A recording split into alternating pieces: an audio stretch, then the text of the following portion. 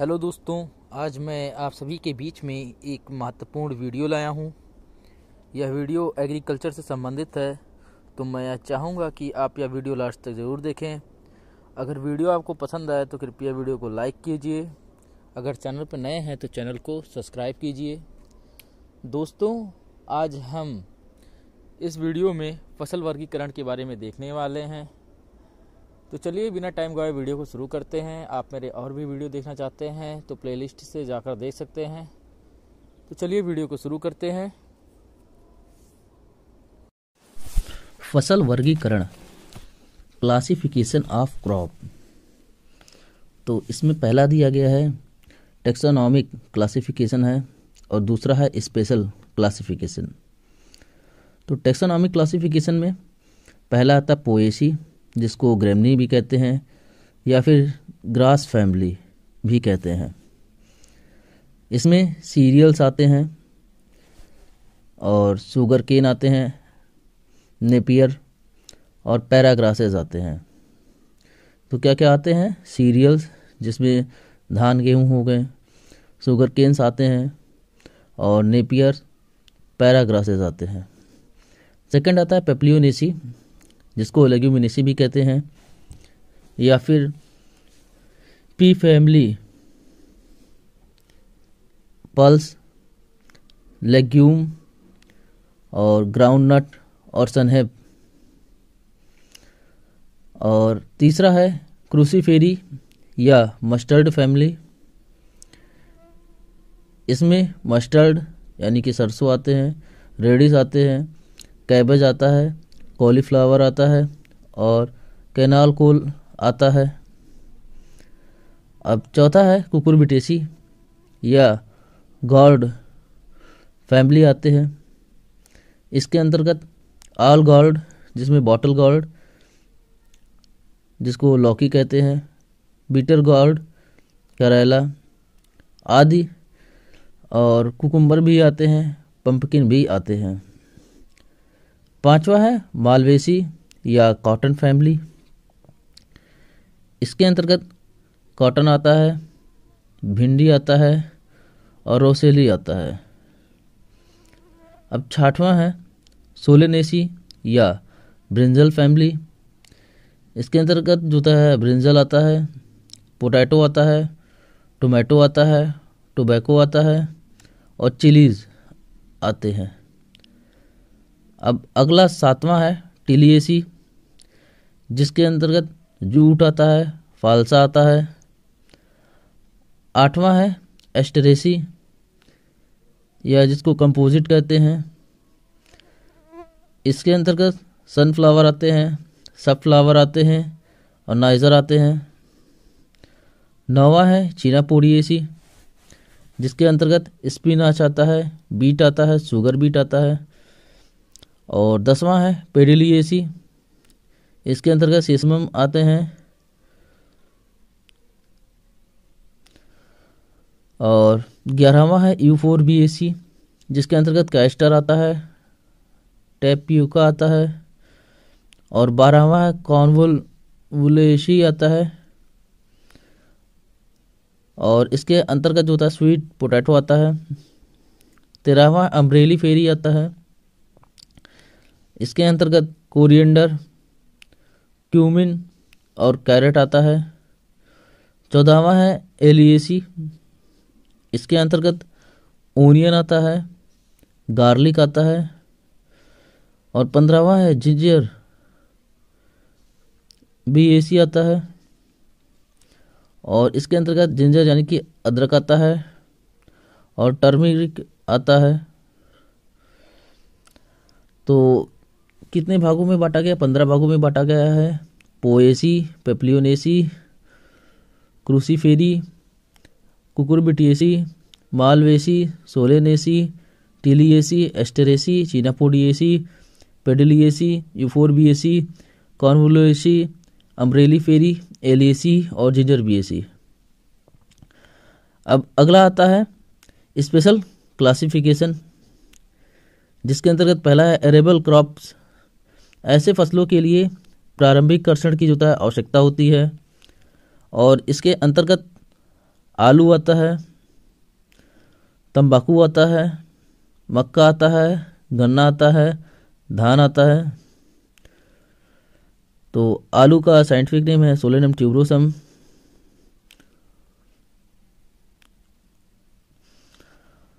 और सेकंड है एले क्रॉप्स। तो इसके अंतर्गत ऐसे कृषि फसलें आती हैं जो वृक्षों या झाड़ियों से बने रास्ते या गलियों में जो उगाया जाता है और जिनका मुख्य उद्देश्य मृदा उर्वरकता वापस लाना, उत्पादकता बढ़ाना तथा भूक्षरण को कम करना होता है। एले क्रॉप्स के लिए यह जरूरी है कि ऐसी फसलें लता ना हो तथा इसमें जो है छाया सहने की थोड़ी क्षमता हो। उदाहरण के तौर पे यूकेलिप्टस, सुबबूल आता है, केशिया आता है, के पंक्तियों के गलियों में शकरकंद, उर्द, हल्दी तथा अदरक उगाया जाता है। तो एले क्रॉप क्या होते हैं? ऐसे कृषि फसल होते हैं कुछ होता है वृक्षों या झाड़ियों से बने रास्तों या गलियों में जो उगाया जाता है। अब तीसरा आता है ऑगमेंटिंग क्रॉप। ऐसी फसलों की बुआई मुख्य फसल के उत्पादन में पूरक सहायता प्रदान करने के लिए साथ साथ की जाती है। और उदाहरण जैसे बरसीम के साथ जो जापानी सरसों की बुआई की जाती है और जिससे बरसीम की जो पहली कटाई के समय अधिक उत्पादन मिलता है, क्योंकि शुरू में जो है प्रति तथा बरसीम की वृद्धि जो है कम होती है। और इस तरह चाइनीज कैबेज के साथ राई की जो है बुआई की जाती है। तो इसमें है पूरक फसल में क्या होता है कि मुख्य फसल के उत्पादन में पूरक जो है सहायता प्रदान करने के साथ साथ जो है की जाती है। जैसे बरसीम के साथ क्या होता है जापानी सरसों का, जिससे क्या होता है बरसीम की पहली कटाई के समय अधिक उत्पादन मिलता है, क्योंकि शुरू में पहली कटाई तक जो है बरसीम की वृद्धि जो है कम होती है। और इस तरह जो है चाइनीज कैबेज के साथ जो है राई की बुआई भी की जाती है। अब चौथा था एवेन्यू क्रॉप्स। तो कुछ फसलों को जो है फार्म रोड तथा बाड़ा या जिसको घेरा कहते हैं, फेंस कहते हैं, के किनारे जो है उगाया जाता है। तो फार्म रोड तथा बाड़ा के किनारे जो है उगाए जाते हैं, जैसे फेंसिंग के तौर पे उगाए जाते हैं मेनली। जैसे अरहर हो गया, ग्लायरी सीडिया हो गया, सीसल हो गया। अब पांचवा आता बॉर्डर या बैरियर या गार्ड क्रॉप। कुछ फसलें खेत के बॉर्डर के रूप में या जंतुओं से सुरक्षा हेतु मुख्य फसल के चारों ओर बॉर्डर के रूप में जो है उगाई जाती हैं। रोधी फसलें जो है हवा की गति को कम करती हैं, जैसे कुसुम हो गया, सनफ्लावर जिसको कहते हैं, सबफ्लावर। और ऐसे फसलें प्रायः जो है कांटेदार होती हैं और चने के खेत में चारों ओर कुसुम इसी उद्देश्य से की जाती हैं। तो ये फसलों को जो है बॉर्डर के रूप में या जंतुओं से जो है सुरक्षा हेतु मुख्य फसल के जो है चारों ओर जो है उगाई जाती हैं और ये क्या करती हैं हवा की गति को भी कम करती हैं। अब छठवां आता है ब्रेक क्रॉप, जिसके अंतर्गत पहला आता है बहुफसली सस्यन प्रणाली के अंतर्गत किसी खेत के सस्य पर्यावरणीय दशा की निरंतरता को तोड़ने हेतु जो है उपजाई गई फसल जो है ब्रेक क्रॉप कहलाती है। और ऐसा करने से मृदा जनित हानिकारक जीव के प्रभाव से छुटकारा मिलती है। जैसे किसी खास दशा के लिए अनुकूलित खरपतवार एवं पेस्ट का प्रभाव जो है कम हो जाता है। उदाहरण राइस, वीट, प्रणाली में लेग्यूम का समावेश। तो बहुफसलीय सस्यन प्रणाली के अंतर्गत होता है किसी खेत के सस्यन पर्यावरणीय दशा के निरंतरता को तोड़ने हेतु होता है उपजाई गई फसल ब्रेक क्रॉप कहलाती है। और भी आता है गार्ड क्रॉप्स को भी होता है ब्रेक क्रॉप के रूप में जाना जाता है। और यह क्या होता है कि हवा की गति को कम करने में सहायक होता है और फसलों को तेज हवाओं से हानिकारक प्रभाव से बचाती है। और ऐसी फसलों ऐसे जो होता है फसलें जो होता है हवा के निरंतर तोड़ देती हैं, मतलब जितने स्पीड से आता है उसको जो होता है घटा देती हैं। अब सेकंड आता है कवर क्रॉप्स। ऐसी फसलें भूमि को ढककर रखती हैं जिससे क्या होता है कि भूमि को क्षरण से ये बचाती हैं। और ऐसी फसल की जो होता है वनस्पतिक वृद्धि तेजी से होती है और मिट्टी के ऊपर एक आवरण जो होता है बन जाती है और इसकी जड़ें मिट्टी में जो होता है जाल की तरह फैल जाती हैं और जिससे वर्षा के कारण होता है मिट्टी का कटाव कम होता है। जैसे उर्द हो गया, मूंगफली हो गया, पैराग्रास हो गया, शकरकंद हो गया, लोबिया हो गया। तो कवर क्रॉप्स में क्या होता है कि ऐसी फसलें भूमि को ढककर रखती हैं तथा भूमि की जो होता है क्षरण से बचाती हैं।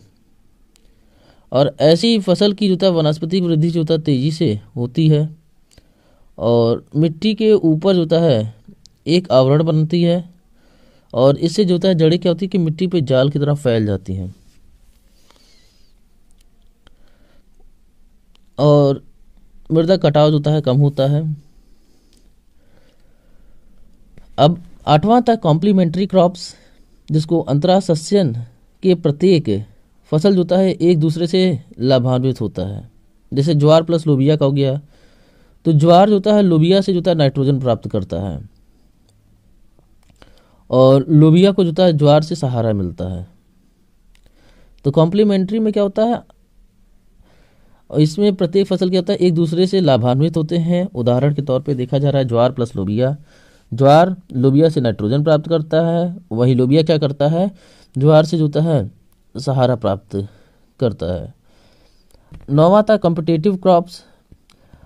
अंतरा सस्यन की ऐसी फसलें जो आपस में एक दूसरे की प्रतियोगी होती हैं, जैसे कोई भी दो धान्य की फसलें। तो इसमें क्या होता है दो जो फसल होती है वो प्रतियोगी होती हैं। अब 10वां आता है सप्लीमेंट्री क्रॉप्स। ऐसी फसलें ना तो प्रतियोगी होती हैं और ना ही जो होता है पूरक होती हैं, जैसे मेज हो गया और कुकुरबिट्स आ गया। तो सप्लीमेंट्री में क्या होती है ऐसी फसल है ना तो प्रतियोगी होंगी और ना ही पूरक होंगी। अब 11वां आता है कैश क्रॉप। ऐसी फसलों को इसलिए उगाया जाता है ताकि इसे जो होता है बेचकर तुरंत मुद्रा जो होता है प्राप्त किया जा सके, जैसे जूट, कपास, तंबाकू, गन्ना।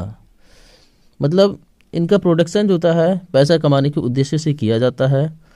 और उदाहरण के तौर पे इसमें कौन कौन से आते हैं, तो जूट आते हैं, कपास आते हैं, तंबाकू आता है और गन्ना आता है। अब 12वां आता है कॉमर्शियल क्रॉप्स। तो व्यवसायी फसलों का उत्पादन आमदनी के ख्याल से होता है किया जाता है, जैसे जूट, कपास, तंबाकू, गन्ना। और कैश क्रॉप निश्चित रूप से जो होता है व्यवसायी फसलें हैं। तो व्यवसायी फसलों में क्या होता है का उत्पादन आमदनी के ख्याल से होता है किया जाता है और जूट, कपास, तंबाकू, गन्ना आता है। अब 13वां था कैच या कंटेंजेंट या एनर्जी क्रॉप्स। जब मुख्य फसल जो होता है असफल सिद्ध होता है तो आकस्मिक रूप से ऐसी फसल आगामी ऋतु को पकड़ने के लिए जो है उगाई जाती है। ऐसी फसलें जो है अल्प अवधि एवं तेज वृद्धि करने वाली होती हैं, जिसे आसानी से काटकर जो है किसी भी समय जो है उपयोग में जो है लाई जा सकती है। उदाहरण के तौर पे मूंग हो गया, उर्द हो गया, लोबिया हो गया, प्याज हो गया, मूली इत्यादि हो गया। मतलब जब हम किसी भी सीजन में मुख्य फसल को उगाते हैं और वो किसी कारणवश नुकसान हो जाता है तो उस सीजन को में कुछ प्राप्त हो, इसके लिए होता है हम जो फसल उगाते हैं उसे कैच क्रॉप कहते हैं। अब 14वां आता है क्लीनिंग क्रॉप्स, तो जिसका कृषि कार्य खेत को साफ रखता है, जैसे आलू हो गया, मक्का हो गया, मतलब इसको जब हम उगाएंगे तो खेत या होता है हमारा साफ रहेगा। और 15वां था कोल क्रॉप्स। कोल शब्द जो होता है कोलवर्ट से निकला है और कोलवर्ट जो होता है जंगली गोभी का पूर्वज है। और इस प्रकार क्रूसीफेरी कुल के ऐसे पौधे निश्चित रूपेण ठंडे प्रदेश के होते हैं जो कुछ हद तक जो होता है पाला को सह सकते हैं, जैसे कैबेज हो गया, कॉलीफ्लावर हो गया, ब्रुसेल्स स्प्राउट्स आ गया। तो कोल क्रॉप्स जो होता है, कोल शब्द जो होता है कोलवर्ट से निकला है। कोलवर्ट जो होता है जंगली गोभी का पूर्वज है और इस प्रकार जो होता है क्रूसीफेरी कुल के ऐसे पौधे निश्चित रूप में जो होता है ठंडे प्रदेश के होते हैं और जो कुछ हद तक पाला को सह सकते हैं। अब 16वां था कंटूर क्रॉप्स, जिसको समोच्च रेखा पर यह जो होता है इन रेखाओं के रूप में जो होता है उगाई जाने वाली फसलें कंटूर क्रॉप्स कहलाती हैं, जिसका मुख्य उद्देश्य भूमि तथा जल संरक्षण होता है। तो समोच्च रेखाओं पर क्या होता है, इन रेखाओं के अनुरूप उगाई जाने वाली फसलें कंटूर क्रॉप्स कहलाती हैं। अब 17वां आता है एग्जीक्यूटिव क्रॉप्स। ऐसी फसलें खेती से मृदा अपनी जो है पोषक तत्वों का भंडार खो देती है। मतलब ये इन फसलों को जब आप उगाएंगे एग्जॉस्टिव क्रॉप को, तो उससे क्या होगा कि मृदा जो पोषक तत्व मृदा के अंतर्गत अंदर है वो जो होता है खत्म हो जाती है और बार बार ऐसी फसलों की खेती करने से उर्वरता जो होता है नष्ट हो जाती है। और इसमें उदाहरण के तौर पे सीरियल्स क्रॉप आता है। अब 18वां है एनर्जी क्रॉप, जिसको तरल ऊर्जा प्राप्त करने के लिए जैसे एथेनॉल हो गया तथा अल्कोहल की खेती की जाती है। तो तरल ऊर्जा प्राप्त करने के लिए खेती जो होता है जिसके अंतर्गत क्या आता है, गन्ना आता है, आलू आता है, मक्का आता है, टेपियोका आता है। लिक्विड एनर्जी के रूप में जो होता है प्रयोग किया जाता है। अब फोलिंग क्रॉप्स होता है ऐसे पौधे जिनके कृषि कार्य खेत में जो होता है खरपतवार की अधिकता को और अधिक जो होता है बढ़ा देता है, जैसे डायरेक्ट सीड, अपलैंड राइस। ऐसी स्थिति में धान की वृद्धि जो होता है शुरुआती दौर पे जो होता है कम होती है, जिसके कारण खरपतवार को इन्फेस्टेशन अधिक होता है। खरपतवार का इन्फेस्टेशन जो होता है अधिक होता है। तो कृषि कार्य खेत में जो होता है खरपतवार अधिकता को जो होता है अधिक बढ़ा देता है, जैसे डायरेक्ट सीड और अपलैंड राइस। डायरेक्ट सीड जब प्रयोग करते हैं तो उसके अंतर्गत बीजों में कुछ मिश्रण होता है और जो होता है खेतों में खरपतवार उगता है। इसलिए धान में जो होता है प्रयास किया जाता है कि नर्सरी ही उसका प्रयोग किया जाए। अब ले क्रॉप्स, तो जब किसी फसल या फसलों के मिश्रण को चराई के उद्देश्य से या कटाई के तुरंत बाद पशुओं को खिलाने हेतु उगाई जाती है, तब ऐसी फसलों को ले क्रॉप्स कहते हैं। तो ले क्रॉप में क्या होता है, कोई फसल है या फसलों के मिश्रण है, उसको चराई के उद्देश्य से या पशुओं के खिलाने हेतु जो उगाई जाती है, तो ऐसे फसल को क्या होता है ले क्रॉप्स कहते हैं। तथा फसल उगाने की सेशन को लेइंग क्रॉपिंग कहा जाता है। उदाहरण के तौर पे बरसीम हो गया, मस्टर्ड हो गया। अब 21 है मल्च क्रॉप्स। ऐसी फसल भूमि की नमी को जो है संरक्षित करने हेतु लगाई जाती हैं, जैसे काउपी। तो मल्च क्रॉप में क्या होता है, ऐसी फसलें भूमि की नमी को जो है संरक्षित करने हेतु जो है लगाई जाती है, जैसे काउपी आता है। अब 21 है नट्स क्रॉप। तो ऐसी फसलें जो है दूसरे पौधों के पोषण तथा वृद्धि में जो है सहायक होती हैं, और ऐसी फसलें जो है दूसरे पौधों को छाया प्रदान करने के साथ साथ सहारा भी प्रदान करती हैं, जैसे मटर के साथ राई तथा काउपी के साथ जो है ज्वार।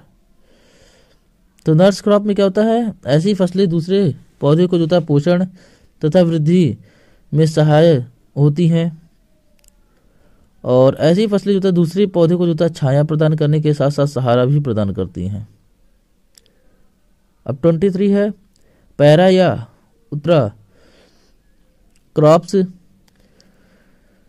परिपक्व फसल की कटाई के कुछ दिन या जो है सप्ताह पूर्व ही जो है ऐसी फसल की जो है बुआई कर दी जाती है। अब जैसे धान में जो है खेसारी जिसको लाइथ्रस की जो है बुआई, और एक क्रम में जो है पैरा क्रॉपिंग आता है को जो है रिले क्रॉपिंग भी कहा जाता है। तो परिपक्व जो फसल है उसकी कटाई के कुछ दिन बाद या जो है सप्ताह पूर्व ही जो है ऐसी फसलों की बुआई कर दी जाती है, और धान में जो है खेसारी ए की बुआई होता है।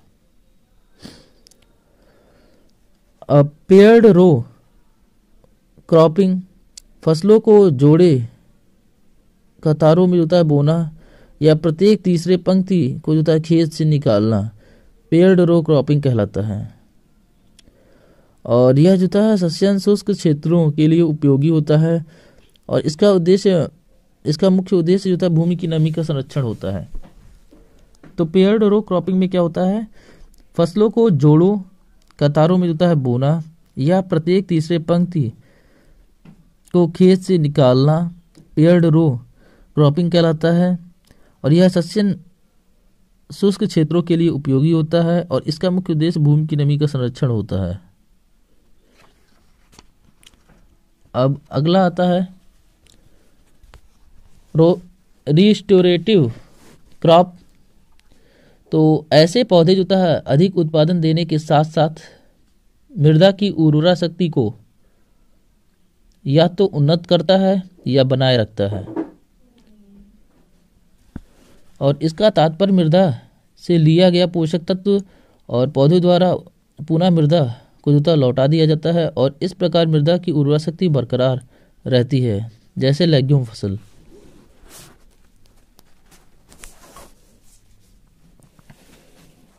तो रीस्टोरेटिव में क्या होता है कि ये उत्पादन तो देते ही हैं, साथ में मृदा की उर्वरा शक्ति को उन्नत भी बनाए रखते हैं, और इसमें जो है उदाहरण के तौर पर लेग्यूम फसल आते हैं।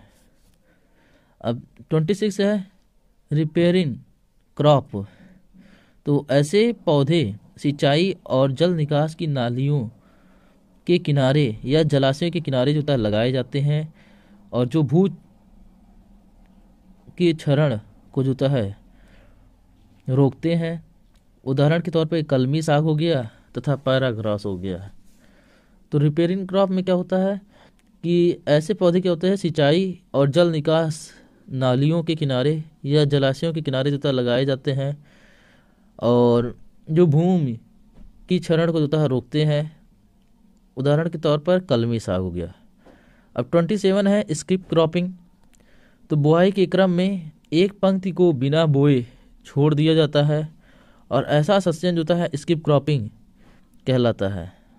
तो स्किप क्रॉपिंग में क्या होता है, बुआई के क्रम में एक पंक्ति को बिना बोए जो है छोड़ दिया जाता है। अब 28 है साइलेज क्रॉप्स।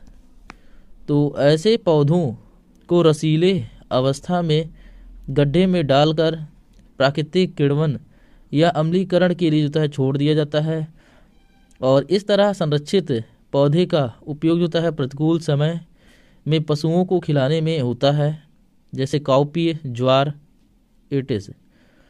तो साइलेज क्रॉप में क्या होता है, ऐसे पौधों को रसीले अवस्था में गड्ढे में डालकर प्राकृतिक किण्वन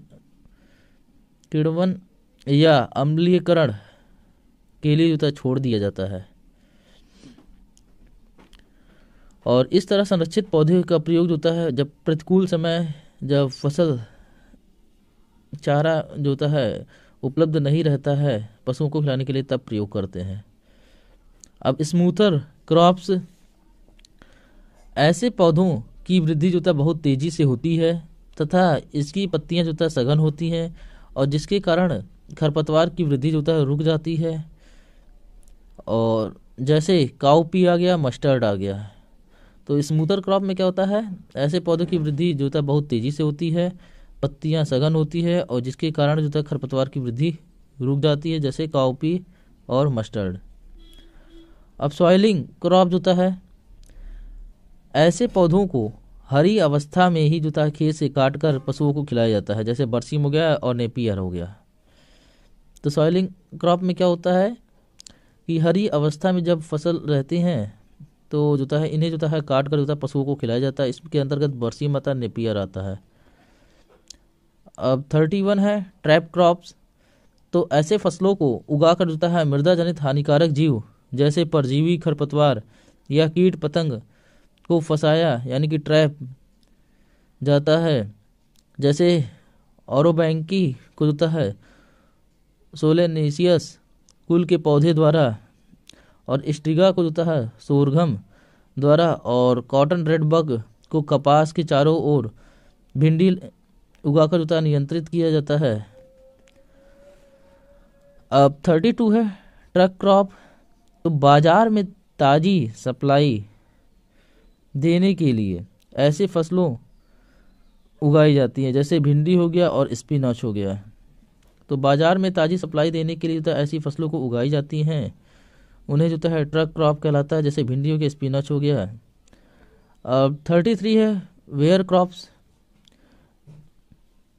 और ऐसे पौधे जो जिनके उत्पाद भविष्य में बिक्री हेतु गोदाम, जिसको वेयर हाउस कहते हैं, में कुछ समय के लिए रखा जाता है, तो उसे वेयर क्रॉप्स कहलाते हैं। तो वेयर क्रॉप्स में क्या होते हैं कि ऐसे पौधे आते हैं और जिनके उत्पाद को क्या होता है भविष्य के लिए रखा जाता है। उदाहरण के तौर पर आलू हो गया। तो दोस्तों, ये था आज का वीडियो। अगर वीडियो आपको पसंद आए तो कृपया वीडियो को लाइक कीजिए। अगर चैनल पर नए हैं तो चैनल को सब्सक्राइब कीजिए। मिलते हैं हम आपसे अगले वीडियो में। तब तक के लिए टाटा बाय बाय।